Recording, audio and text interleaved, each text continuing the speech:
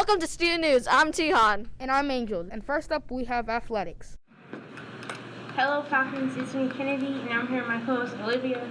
And we got some athletic updates for this week. So, Tuesday, girls basketball, they play Eastwood. Then Wednesday, they play Perry Meridian. And wrestling has a match against Creston in its home. Morning, Falcons. How are you guys doing today?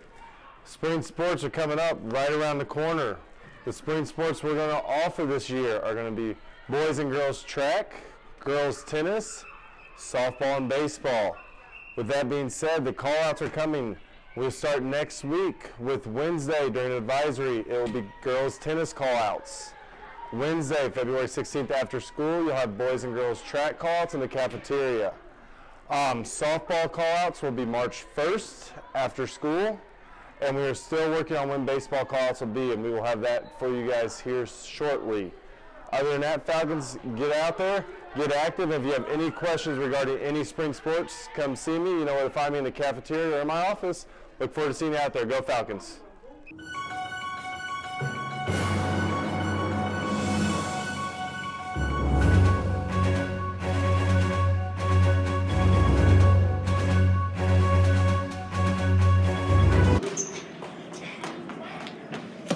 $10 per person for the fun walk or run, $15 per person for the 5 or 10K. This will benefit the Advancement Center. Our school gets $500 if 300 people sign up. Weekly raffles for the people who sign up also. See you there.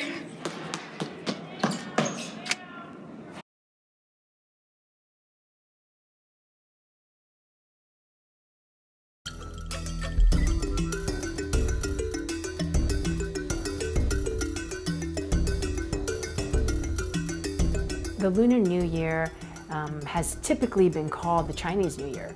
That's not wrong and it's not right. There's a whole nother group of Asian countries that also celebrate based on the lunar calendar.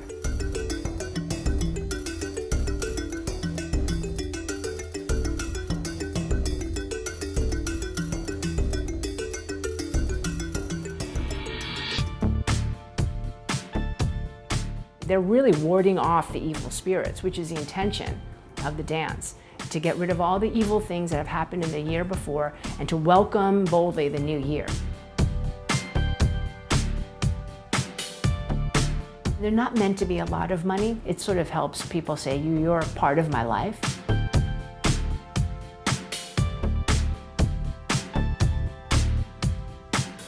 If you do present a red envelope, make sure you do it with 2 hands and that you use new bills. Because you don't want to put a ratty $5 bill in a red envelope. That would not be a good idea.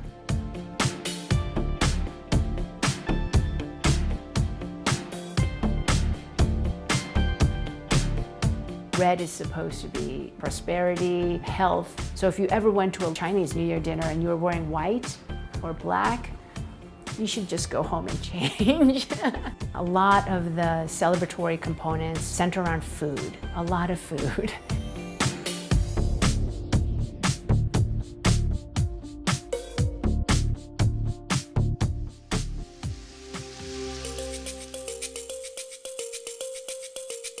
That's at the end of the celebration. It also closes off the Lunar New Year celebration.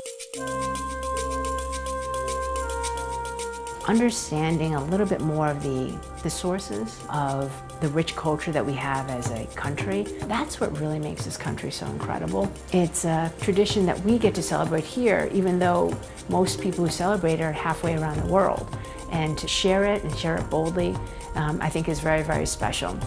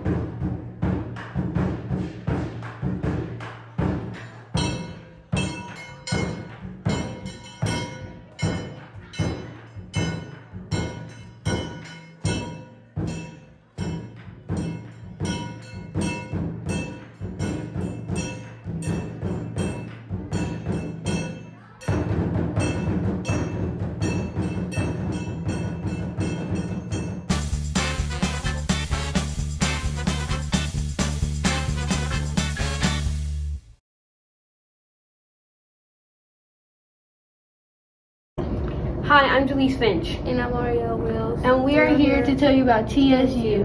TSU is located in Nashville, Tennessee. And there are sports and clubs and organizations that you can attend in, like basketball, women's basketball, football, cross country, tennis, and track and field. Our very own Mr. Sangster attended that university, and we would like for you to wear blue, red, and white on Friday. This is Fisk University. It's a nonprofit private four-year institution. It's located in Nashville, Tennessee, and our very own Mrs. Brooks attended the school. This is Fairview University. This university is located in Tallahassee, Florida. It was founded in 1887, and it is also the third largest historically black university in the U.S. Tim Oliver, an American broadcaster, also attended this school. This is Tuskegee University. An alumni is Dr. A. It's located in Alabama, and something I like about it is the colors.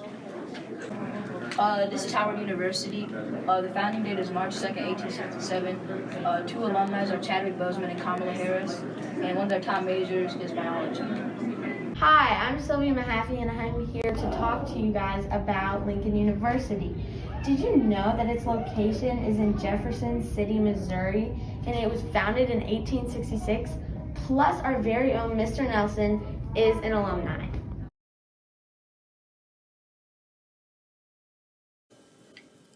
My name is Daryl Lockett.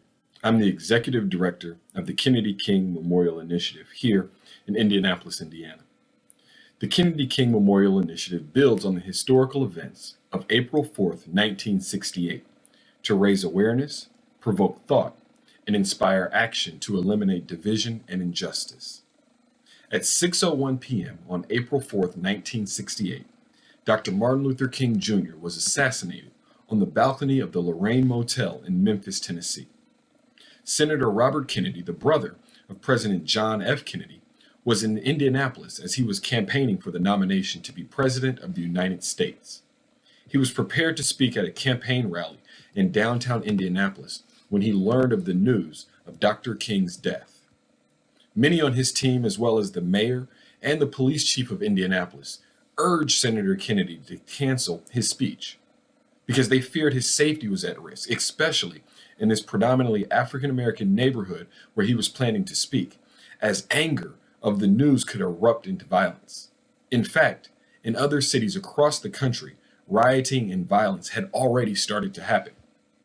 But Senator Kennedy would not be deterred. He went to the park and stepped on the back of a pickup truck to give a speech. But just before he addressed the crowd, he was heard asking, "Do they know about Dr. Martin Luther King?"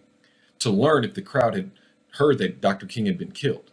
Because this was 1968 and there was no Twitter and there was no text messaging to spread the word. Those near the stage had been there waiting for hours, so they didn't know at all. And many more people who were coming into the park who had already heard of his death were coming with anger and frustration and shock. So it was a very volatile, combustible moment. And then, without any notes, Senator Kennedy began to speak. He said, "I have some very sad news for all of you." And the reaction was immediate and visceral. Stunned by the words that he spoke, everyone in the crowd gasped. People pushed forward just to hear and lock in on what Senator Kennedy was going to say. And they were very simple words, but they elevated everyone who heard them above their worst sensibilities and delivered to them a place of reflection, forgiveness, and love. He said, "What we need in the United States is not division. What we need in the United States is not hatred. What we need in the United States is not violence or lawlessness, but is love and wisdom and compassion toward one another." Just over 2 months later, Senator Kennedy himself would also be assassinated, and the nation experienced another gut-wrenching loss. Senator Kennedy will be remembered for many things, but perhaps none as important in his life as the words that he spoke that night in Indianapolis. And because of that night, April 4th, 1968, when Dr. Martin Luther King was killed, while cities all across the nation erupted into violence, Indianapolis stayed calm. Senator Kennedy's speech reverberated across the city, working its way deep into the hearts of many, where its power has only grown. That is just a little piece of Black history that we have here in Indianapolis, Indiana.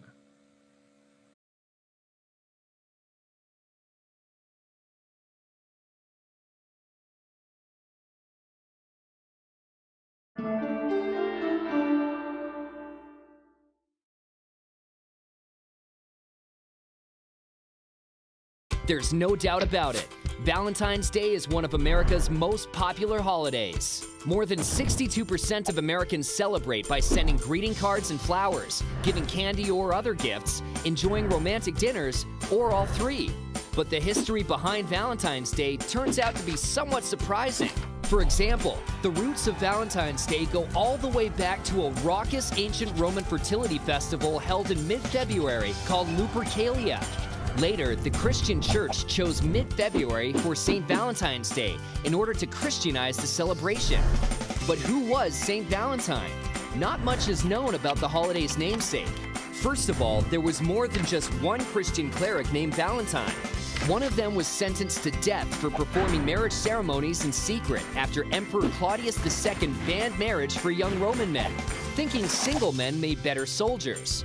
Pope Gelasius declared February 14 as a day for honoring the soft-hearted Valentine at the end of the 5th century. It wasn't until the 1300s, though, that the holiday became definitively associated with love and romance. Back then, people believed that February 14th was also the beginning of birds' mating season. The first written Valentine greetings appeared in the 15th century, and by the 17th century, people in Great Britain had begun a tradition of exchanging Valentine's Day cards or letters. Valentine's Day soon caught on in the US as well. The first mass-produced holiday cards emerged in the 1840s, and Valentine's Day soon exploded into a major consumer holiday. Today, an estimated 1 billion Valentine cards are sent each year, more than on any other holiday except for Christmas. More than 35 million heart-shaped boxes of chocolate are sold, and more than 220 million roses are produced for the holiday in a typical year. Altogether, Americans spend almost $20 billion on Valentine's Day, or an average of some $130 per person per year. While the most popular gifts were candy and flowers, nearly 20% of Americans splurge on jewelry, shelling out as much as $4 billion annually.